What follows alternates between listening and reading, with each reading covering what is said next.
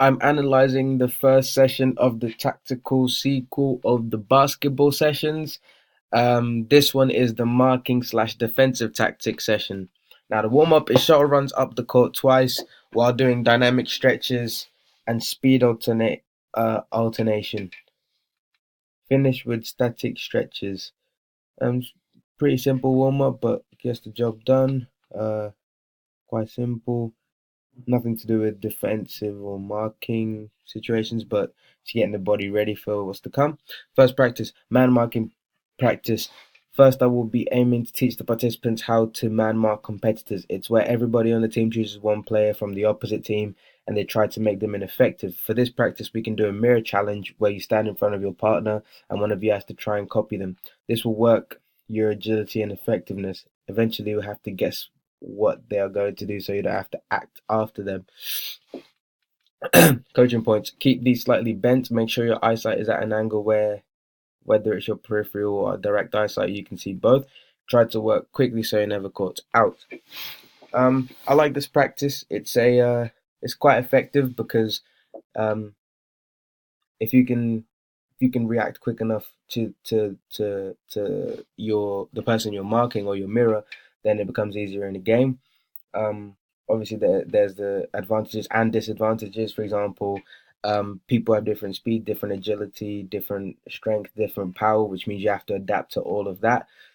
Um, but you also can start to foresee plays, foresee movements, which then helps you get in front of them. So I feel like the point of this is to make the transition from reacting to acting. So you're on the front foot rather than the back foot as the person marking.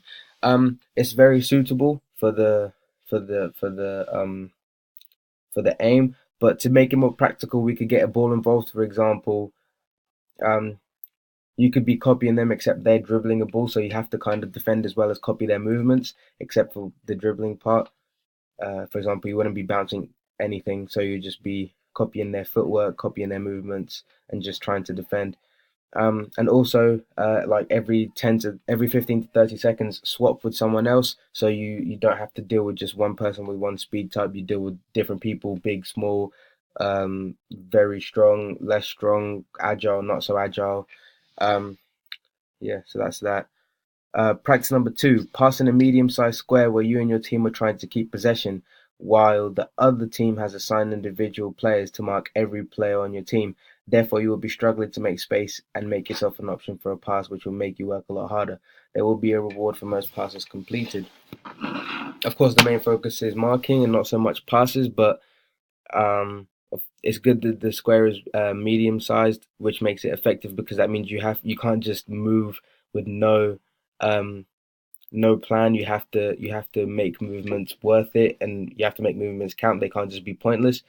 Um, you're being marked individually, so the good thing about that is there's only one person marking you, which means if you get free, then you're an option straight away. But also they may be very good at marking, which means you have to work twice as hard to be able to get away from them. Uh, Obviously, there's a reward for most passes completed, which makes you work that much harder to get your marker off you and make yourself an option. Um, I think this is suitable, effective, and quite practical, to be honest, because in a basketball game, um, the aim is to win, but to be able to win, you have to have the ball. To be able to have the ball, you need to not be being marked by anyone.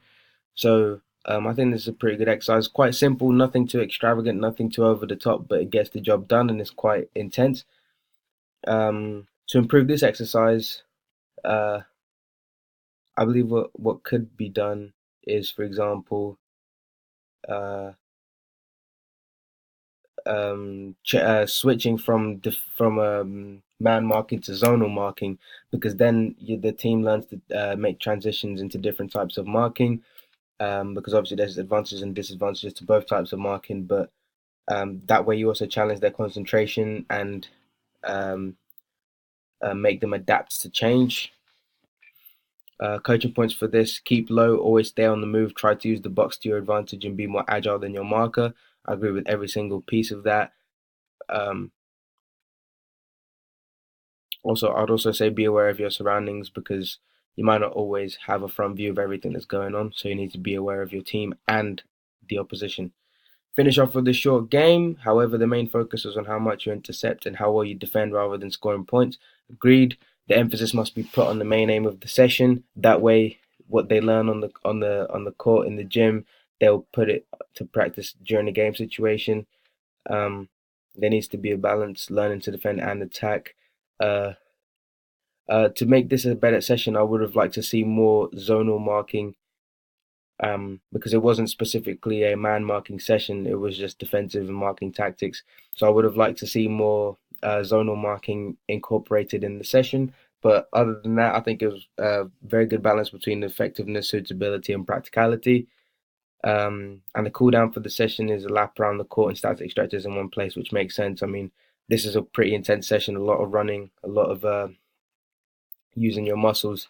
So it's good to just be able to relax, bring your heart rate down and your muscles relaxing also.